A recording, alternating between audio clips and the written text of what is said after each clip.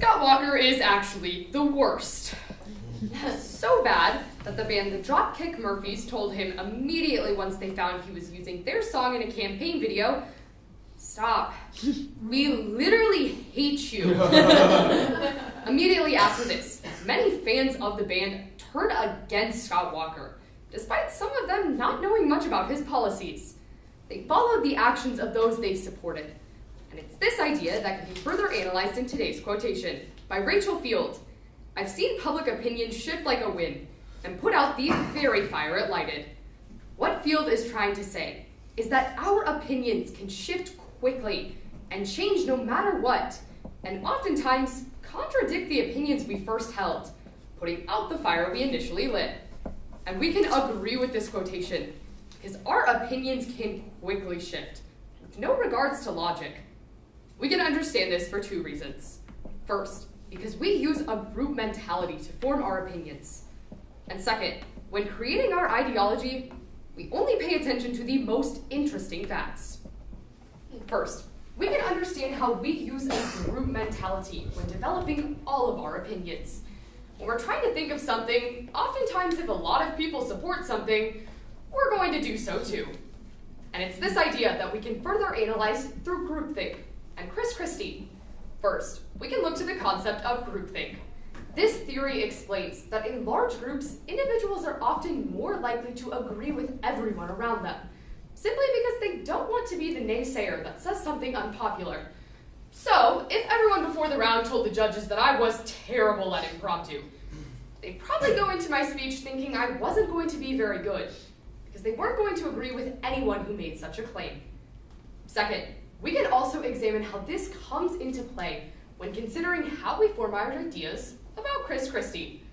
When Chris Christie first tried to attend CPAC, the Conservative Political Action Committee, he was immediately shut out by conservatives, who said he just isn't conservative enough. And as a result, Chris Christie developed an image that he was incredibly moderate, even though the 2016 election cycle proves some of his policies were incredibly radical and equally as conservative as his counterparts. Immediately, everyone said that Chris Christie was a moderate candidate, solely because of CPAC, and as a result, people believed it. While we may never be forming ideas such as the visitors at CPAC, or even in a conference such as the Conservative Political Action Committee, it's clear when a large group of people are telling us something, we're probably going to agree with them. Our public opinion will shift like the wind, because we don't want to be the naysayer that supports what people don't agree with, even if in doing so, we're putting out the very fire we worst had and contradicting our original views. Second, we can understand how we only pay attention to the most interesting facts, rather than examining all of the information that there is to offer when we form our opinions. We look to buzzwords and interesting information. We don't evaluate all of the information, just some of it, and as a result, we can have very contradictory opinions, supporting something that we originally loved, putting out that fire immediately.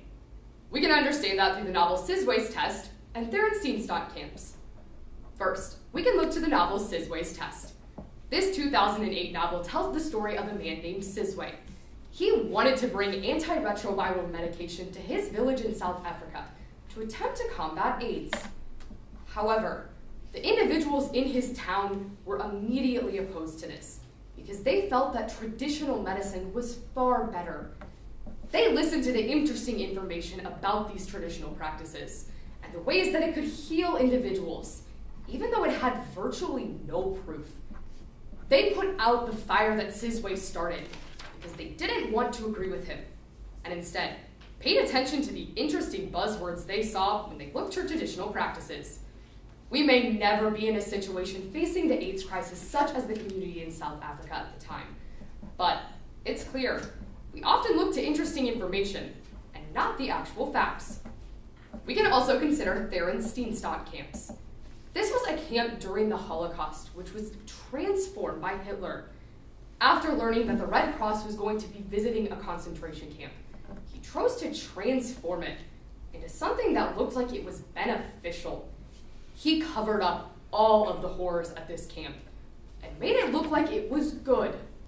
When the Red Cross visited, they thought, oh, this isn't as bad as we thought. Rather than investigating all of the camps led by Hitler, they only looked to this one, and as a result, they put out the contradictory ideas that said that it was bad, the very fire that started. Today, we look to Rachel Field's quotation, "I've seen public opinion shift like a wind and put out the very fire it lighted." She explained, our opinions can quickly shift with no regards to accuracy. First, because we have a group mentality, and second, we only pay attention to the most interesting information. Exactly what the Dropkick Murphys supporters did when they ditched Scott Walker.